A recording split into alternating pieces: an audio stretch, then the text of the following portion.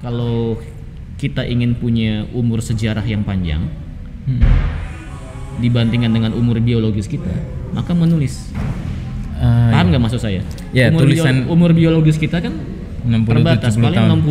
60-70 tahun gitu kan. Tapi kalau kita punya karya, menulis buku atau menulis apapun gitu ya, maka kita punya umur sejarah yang jauh lebih panjang dibandingkan umur biologis kita.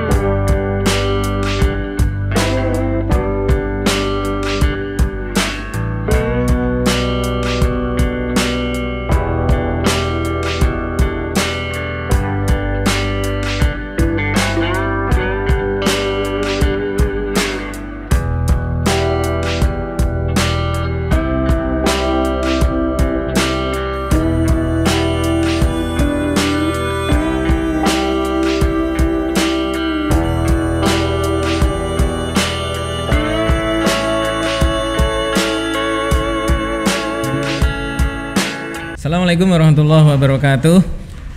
Jumpa lagi dengan saya Bang Tanto di channel PKS Mustika Jaya Kota Bekasi dalam program Bro and Sis.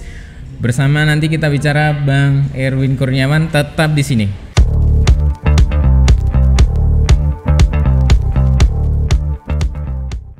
Nah, sebelah saya udah ada Bang Erwin Kurniawan. Betul ya? Siap. Iya. Panggilnya apa nih? Bang atau Bang aja. Bang aja ya. Karena masih muda kok. Iya. Bukan Ustadz. Nanti kalau saya panggil Ustadz kurang ajar. Abang aja, Bang. Abang aja ya. Baik. Gini. Ternyata beliau ini adalah seorang penulis buku. Di depan saya ini sudah ada beberapa buku nih, keren-keren banget nih. Bisa dilihat nih. Salah satunya ada Jejak Juang Dakwah. Nih, yang pertama. Yang kedua, Yang kedua, PKS mengubah pusaran menjadi arus balik. Keren lagi. Yang ketiga ada Masihkah PKS bermasa depan? Ini ada lagi. Yang keempat ada Dalam Lingkaran Kebisuan. Dalam Lingkaran Kebisuan. Oke. Ini narasumber kita nih luar biasa. Kalau dari buku-bukunya ini, kalau orang skripsi aja bikin ini udah lama banget. Gitu. Tapi kalau kita langsung masuk ke sini kayaknya berat dah. Iya. Tapi kita boleh nih ada ice breaking dulu lah biar suasana cair. Boleh. Kita kayak bikin game. Boleh nggak? Siap. Setuju? Siap. Saya ikut aja sama Bang Tanto lah. Takutnya saya yang kalah. Karena gini, ini gamenya ini dituntut untuk bikin cerita dari satu kata. Bang Ajis, bisa tolong pilihkan katanya apa, Bang? Jadi gini, satu kata ini akan dijadikan sebuah cerita. Tapi bagaimana satu kata ini dipakai sebanyak mungkin dalam cerita itu? Udah, saya terserah Bang Ajis ya, mau pilihin apa kita? Oh, makanan, oke. Dikasih waktu berapa menit nih? Ya maksimal setengah menit. Wah. 30 detik. 30 detik. 30 detik cerita. Siapa dulu? Narasumber dulu atau hostnya dulu nih? Coba narasumber dulu. Host dulu maksudnya. Wah, deg-degan. Kita kerjain hostnya dulu deh. Deg-degan nih. Jangan susah-susah ya. 3,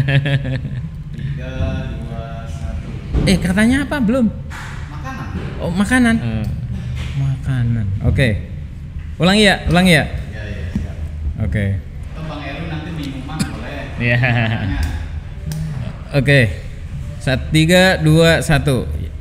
Suatu hari saya makan makanan di mana makanan itu ternyata banyak mengandung makanan-makanan bergizi di dalamnya.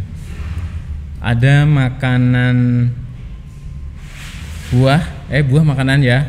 Ada makanan buah, ada nasi, makanan nasi. Saya sangat menyukai makanan itu. Mudah-mudahan makanan bisa menyehatkan saya. Kurang nggak? Ada berapa kata makanan tuh dalam 30 detik tuh? Kurang lebih 10. Wah. Sekarang Bang Erwin Keren, minuman. keren. Tapi kurang seru, nggak lucu ceritanya. Bapak Nadine pulang gimana? Oke, lanjut. Bang Erwin minuman. 3, 2, 1, start. Bro Ensis, kira-kira minuman apa yang paling Bro Ensis sukai? Apakah minuman yang bersoda? Apakah minuman yang rasanya manis? Apakah minuman yang seperti jus? Atau soft drink? Atau minuman berupa es? Atau minuman hangat? Atau minuman dari jenis lain? Nah, kalau Bro Ensis punya banyak kesukaan minuman, datang saja ke sini. Nah, ini ada sebuah kafe yang menyediakan beragam jenis minuman, dari mulai minuman yang rasanya manis, minuman yang rasanya pahit seperti kopi, minuman yang menyegarkan, minuman yang menyehatkan, dan minuman yang luar biasa.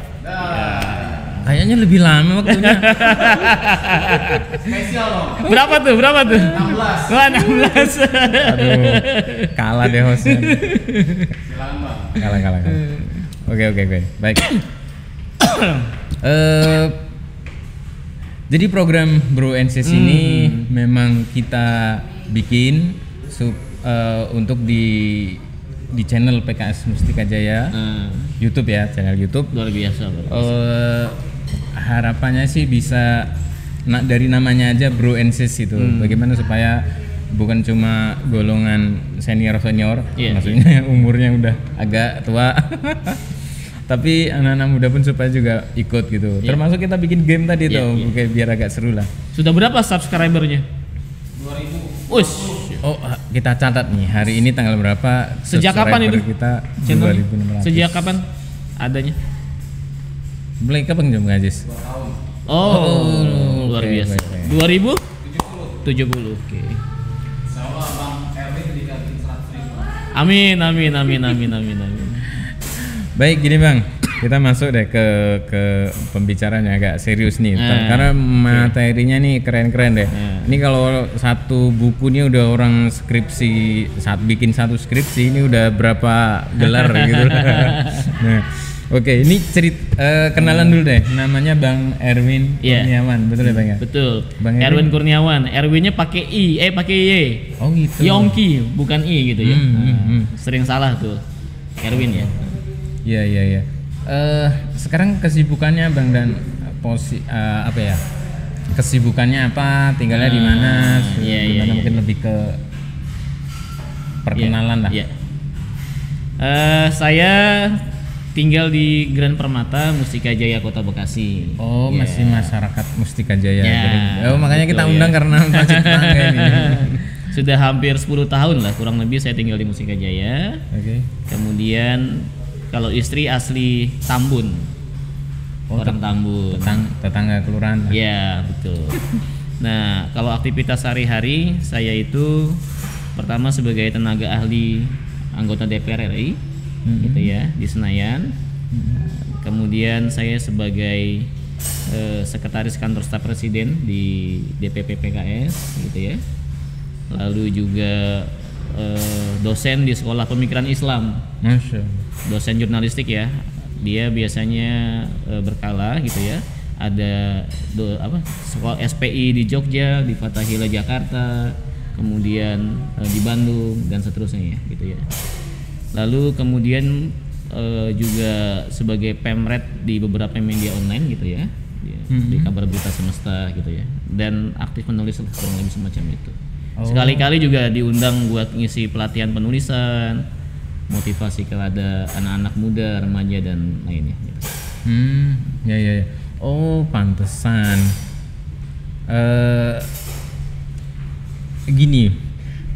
Jadi kalau orang makin sibuk di satu bidang, untuk makin produktif di bidang itu tuh makin besar gitu ya. Bener nggak sih rasanya begitu? Iya. Karena buat saya misalnya mau orang yang belum pernah nulis buku atau nggak hobi nulis, tapi tiba-tiba mau nulis itu rasanya berat banget gitu. Bener ya? Iya, itu yang saya rasakan gitu ya. Jadi ketika kita memang punya passion di sebuah bidang gitu ya, kemudian kita menulis misalkan, dan kemudian ternyata diberikan kesempatan sama Allah, takdirnya kita diberikan kesempatan untuk bekerja, berkarya di sebuah wadah, di sebuah tempat yang memang sesuai dengan passion kita, semacam itu. Misalkan saya di tenaga ahli anggota DPR RI itu, mayoritas pekerjaan saya adalah menulis. Mayoritas ya, selain memang ada pekerjaan lain gitu.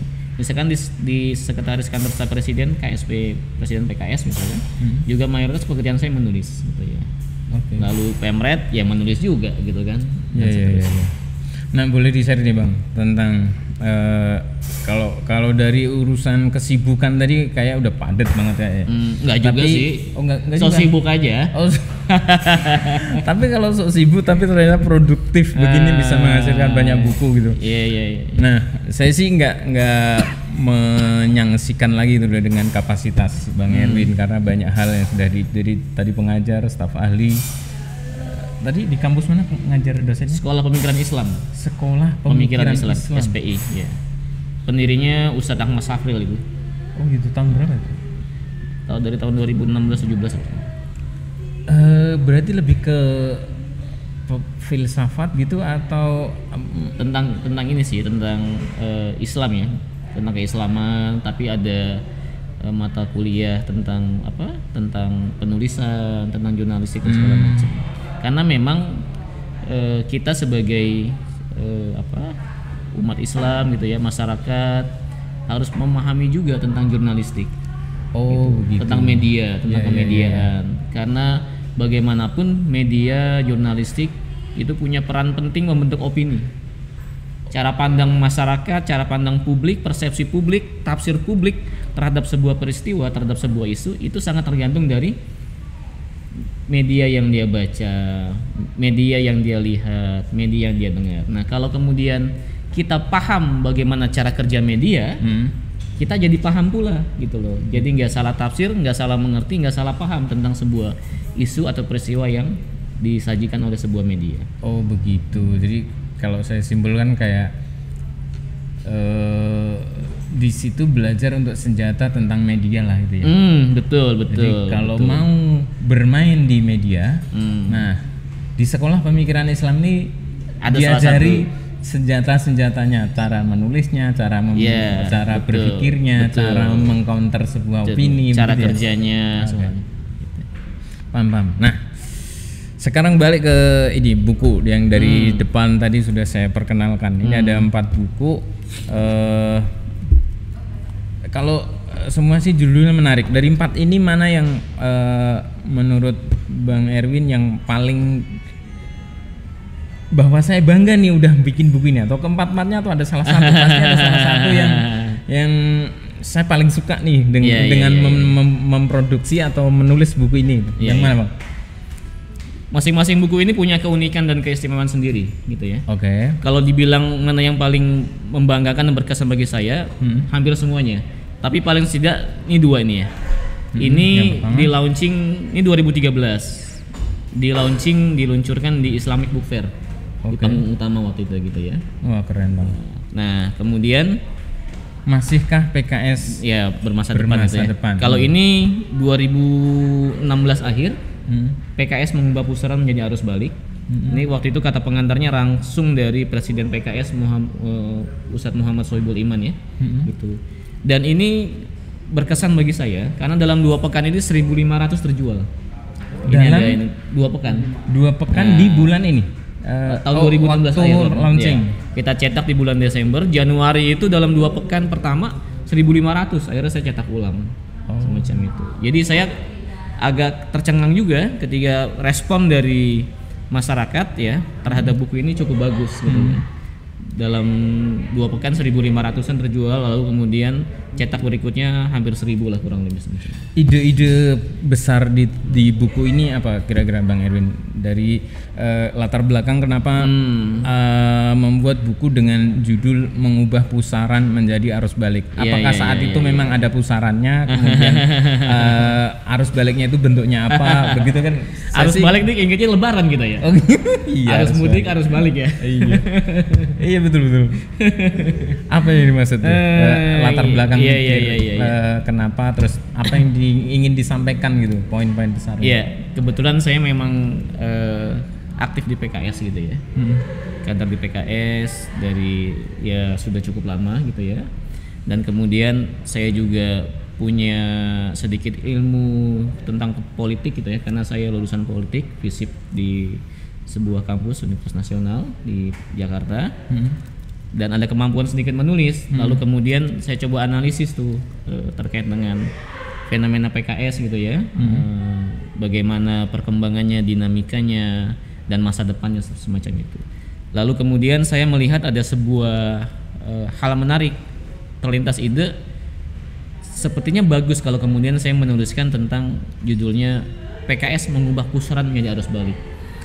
Pusaran itu kan apa ya? Mungkin mirip kayak berputar-putar gitu ya. Apa tuh? Gitu ya.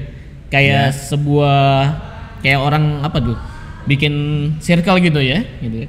Kayak orang bikin adonan gitu, kue bolu misalkan. Lagi di mixer. Di mixer gitu kan gitu, kayak pusaran gitu ya. Berputar situ-situ aja tuh. Gitu. Nah, saya melihat fenomena partai Islam kita terjebak pada pusaran. Pusaran apa saja? Salah satunya adalah tentang pusaran kita dapat stigmatisasi bahwa Islam itu anti demokrasi, Islam itu tidak pas dengan nasionalisme, berseberangan dengan toleransi, tidak kompatibel dengan kemajemukan, keanekaragaman, kemudian dibenturkan dengan apa Pancasila, NKRI segala macam. Kita selalu di situ disibukkan dengan pusaran itu. Padahal faktanya tidak demikian. Stigmatisasi itu sengaja didesain, diciptakan agar kemudian publik menilai bahwa benar partai Islam, tokoh-tokoh Islam, elit-elit Islam, pimpinan partai-partai Islam, umat Islam secara keseluruhan memang dia tidak sesuai dengan demokrasi pemikirannya, tidak sejalan dengan Pancasila, tidak anti perbedaan, anti kemajemukan, bahkan disebut radikal segalanya. Padahal itu semua adalah stigmatisasi yang tidak terbukti gitu. Karena pada faktanya adalah tidak demikian. Justru banyak contoh elit-elit Islam, partai Islam yang justru dia sejalan dengan Pancasila, sangat demokratis, kemudian merangkul perbedaan yang ada. Dan contoh yang saya amati adalah PKS ini. Makanya saya mengatakan mengubah pusaran stigmatisasi itu kita ubah, jadikan dia arus balik, membalikan itu kemudian kepada orang-orang yang menciptakan pusaran itu, bahwa tidak benar gitu loh, bahwa kita punya fakta, contoh-contohnya ada di buku ini. Bagaimana misalkan PKS merangkul kemajemukan, PKS diterima oleh semua kalangan, PKS sejalan dengan Pancasila, sejalan dengan nilai-nilai demokratisasi dan seterusnya gitu. Kira-kira itu semangat bukunya. Ya. Jadi kalau ya kebayang sih kalau pusaran itu orang seakan-akan bergerak tapi dia berhenti di sebenarnya Benar ya. Akhirnya kita berkutat di situ aja karena termakan dengan pekerjaan rumah itu, mengurusi isu-isu tersebut yang diciptakan oleh pihak-pihak tertentu. Kayak orang udah jalan gitu tapi sebenarnya dia muter-muter. Akhirnya dia tuh sebenarnya tidak pindah tempat tapi masih di situ-situ aja. Arus balik yang arus balik yang ingin diubah tadi akhirnya dia menjadi pindah tempat gitu ya, dari satu titik ke titik lain. Diharapkan dengan arus balik itu maka kita terbebas dari pusaran stigmatisasi yang buruk semacam itu. Kemudian lalu kita semakin leluasa bergerak, membuktikan dengan karya, dengan produksi apa program-program kerja kita, sehingga kemudian PKS semakin terbukti bahwa tidak tepat stigmatisasi pusaran yang dilontarkan pihak-pihak tertentu bahwa PKS itu misalkan radikal, intoleran, anti keragaman, anti Pancasila segala. Ternyata faktanya tidak demikian, bahwa PKS justru sangat Pancasilais dan seterusnya gitu. Setuju. Ya. Di sini terus terang Bang, mohon maaf saya belum baca. Nanti mungkin setelah ini saya baca. Silakan. Saya baca. Makanya ini kalau dapat ide pikiran dari penulisnya langsung kayaknya lebih seru nih. Nah, saya jadi tertarik, kan kayak dikasih kisi-kisi gitu kan. Kalau saya melihat ya stigmatisasi tadi kan celah sebenarnya, celah dari kan kita partai politik tuh banyak, dan stigmatisasi terhadap setiap partai itu pasti ada. Iya betul. Nah kebetulan kalau PKS tuh ya stigmatisasinya tadi kan udah dianggapnya partai Islam yang agak apa ya tadi capnya banyak banget. Ingin melawan stigmatisasi tadi. Contohnya begini, saya sebagai pribadi nih ya, contoh Bang Tanto tuh orangnya gelap misalnya, itu kan stigma juga ya. Tapi kalau saya pengen melawan bahwa enggak loh saya nggak gelap gitu, itu sebenarnya sah-sah saja kan ya. Nah berarti ini bukti bahwa tulisan ini ingin mengarah kepada stigma itu tidak benar. Betul. Oke, nanti buat para pemirsa program Bro and Sis PKS Mustika Jaya, buku ini bisa dibaca baik bisa di kalangan internal, simpatisan maupun eksternal. Kalau stigma yang sekarang stigma sama image sama gak sih? Ya rada-rada mirip lah. Nah kalau misalnya stigma atau image-nya PKS seperti yang sudah ada di kepala Anda semua, nah bisa dicek dari buku ini. Nanti buku ini akan menjawab stigma tadi apakah benar, kalau benar apa, kalau nggak benar bagaimana. Nah nanti kita silahkan dibaca sendiri mungkin begitu. Baik Bang, mungkin itu dari buku ini ya sebagian besarnya, atau ada pesan-pesan lain bahkan mungkin ke audien para pemirsa kita. Ini buku ini saya paling berkesan ya berdua ini ya, karena ternyata ketika saya iseng-iseng lagi googling itu, dua buku ini tercatat dalam katalog Australian National University Library-nya gitu ya, di perpustakaan Australia gitu ya. Seperti itu konfirmasi dulu ke pengarangnya atau enggak? Oh enggak. Nah, enggak. Mereka langsung aja mendaftarin di library betul, mereka di gitu ya. Betul. Oh gitu. Jadi saya merasa bersyukur buku ini juga sudah ada di sebuah perpustakaan di katalognya gitu ya, di sebuah kampus di Australia, dan mudah-mudahan bisa jadi bahan referensi alternatif ketika berbicara mencari bahan-bahan tentang PKS gitu ya. Nah, oke, saya pengen tertarik ke satu buku satunya. Ini tadi mengubah pusaran menjadi arus balik. Secara besarannya saya nangkep lah. Nanti detail-detailnya pasti contoh-contohnya harus baca nih. Iya. Nah kalau yang masih KPKS bermasa depan, ini dikarang tahun berapa nih? 2013. Itu ketika ada apa namanya trigger keadaan yang ini gitu ya. Betul. Oke, mungkin saat itu seperti tidak punya masa depan. Sekarang pertanyaan itu ingin dijawab di sini. Nah itu gimana? Jadi ya memang 2013 itu ada peristiwa yang mengejutkan banyak pihak ya, terutama kader, yang kita sama-sama tahu lah apa kejadiannya. Lalu kemudian saya tuliskan ini dalam sebuah buku ini. Iya. Nah, masihkah PKS bermasa depan? Iya. Saya ingin menjawab fenomena yang ada. Nah, di buku ini jawabannya ada. Oke. Dan ternyata hari ini alhamdulillah PKS masih eksis dan justru insya Allah akan semakin membesar gitu. Oh, berarti ini 2013, sekarang udah 2022. 9 tahun yang lalu. Betul. Berarti kita udah bisa nebak nih. 9 tahun yang lalu dan sekarang ini adalah masa depan saat itu ya. saat buku ini dibikin. Kurang lebih demikian ya, karena ternyata fenomena hari ini PKS sebagai sebuah partai di tengah guncangan badai yang luar biasa saat itu, ternyata bisa terus bertahan dan bahkan sekarang berkembang pesat gitu ya. Dalam berbagai survei misalkan angkanya popularitas elektabilitas naik gitu ya, stabil di angka 5-6% segala macam gitu ya. Ini sebuah hal yang saya pikir patut disyukuri dan bisa jadi gambaran bahwa partai ini masih memiliki masa depan yang cerah dalam kancah perpolitikan di tanah air.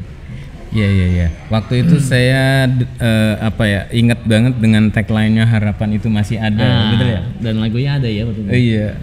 Harapan itu masih ada. Nanti di setel Bang, harapan itu masih ada Bang. Itu keren tuh. Baik,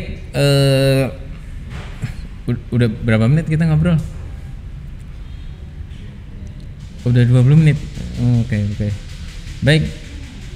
Mungkin dari saya sih itu dulu ya. Mudah-mudahan banyak manfaat yang kita dapatkan dari perbincangan kita pada siang hari ini. Sebenarnya kita sekarang lagi ada di tempat makan ini. Pasnya sih ngobrolin makanan, tapi kita ngobrolin politik, gak apa-apa ya. Baik, terima kasih. Oh iya. Terakhir Bang. Kan kalau nggak salah karir di PKS tuh dari mungkin dulunya juga anggota biasa sampai menjadi ketua DPRA sampai sekarang jadi staf ahli di DPR RI gitu. Itu suka duka perjalanannya itu gimana Bang? Mungkin bisa diceritakan ke kita. Ya mengalir ya gitu ya. Jadi kita kan di tempat di partai ini kan dengan kajian-kajian rutin pekanan gitu kan ya, dengan nasihat-nasihat petuah-petuah dari guru-guru kita gitu ya, orang-orang tua kita di partai ini ya, tentang keikhlasan, tentang semangat juang, tentang pantang menyerah gitu kan, tentang kegigihan dan seterusnya gitu ya. Dan saya betul-betul berusaha mempraktekkan itu gitu ya. Dari anggota biasa kemudian sempat diamanahi jadi ketua DPR hampir 2 periode gitu ya.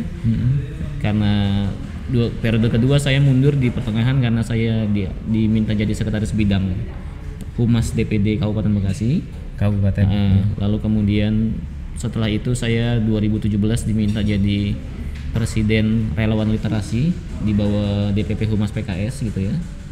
Lalu kemudian 2019 saya diminta jadi tenaga ahli anggota DPR yaitu Bapak Ustadz Ahmad Saihu periode 2019-2024. Kemudian amanah lagi datang Ustadz Ahmad Saihu 2020 jadi presiden PKS, saya diminta jadi sekretaris kantor staf presiden KSP di DPP PKS. Jadi saya sih lebih pada mengalir, berusaha seikhlas mungkin menjalani apa yang diamanahkan dan berusaha seoptimal mungkin ya mengemban amanah ini, walaupun bisa jadi masih banyak kekurangan, tapi berusaha seikhtiarnya optimal lah gitu ya. Bahwa ini adalah amanah perjuangan dan harus dilaksanakan dengan seikhlas mungkin dan sebaik mungkin gitu ya. Baik, iya. Iya.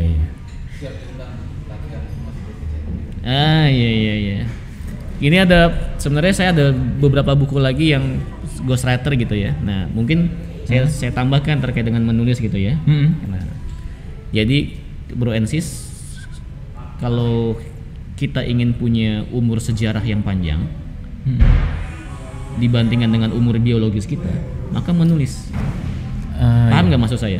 Ya, umur biologis kita kan 60, terbatas, 70 paling tahun. 60-70 tahun gitu kan. Tapi kalau kita punya karya, menulis buku atau menulis apapun gitu ya, maka kita punya umur sejarah yang jauh lebih panjang dibandingkan umur biologis kita. Buya Hamka, Muhammad Natsir, atau Rasulullah SAW dengan wahyunya Al-Quran. Walaupun beliau usianya 63 tahun, tapi kan hari ini Al-Quran sebagai wahyu kan jadi pedoman kita umat Islam. Hadis Gitu kan, ribuan tahun usianya sampai akhir zaman nanti. Nah begitu juga dengan kita, kalau kita menulis, insya Allah usia sejarah kita akan jauh lebih panjang. Kita punya legacy, punya peninggalan, warisan. Karena apa? Karena yang diucapkan itu menguap, tapi yang dituliskan itu insya Allah akan abadi. Gitu. Jadi semangat nih, pengen nulis kayaknya. Atau bisa kebetulan kan kita di satu kecamatan yang sama tinggalnya. Kalau mungkin suatu saat kita ngadain pelatihan menulis gitu. Dengan senang hati. Dengan senang. Karena memang saya masih sering diundang untuk pelatihan menulis segala macam. Gitu. Catat Bang Aziz. Baik. Mungkin sampai di sini dulu obrolan kita. Sangat inspiratif sekali pembicaraan kita pada hari ini. Sesuai tema di Bro NC ini juga, bahwa temanya kita adalah tentang singkatan dari Bro NC tadi sebenarnya adalah obrolan positif dan inspiratif. Nah, makanya cocok. Baik, sampai di sini sekian. Assalamualaikum warahmatullahi wabarakatuh. Terima kasih. Waalaikumsalam warahmatullahi wabarakatuh.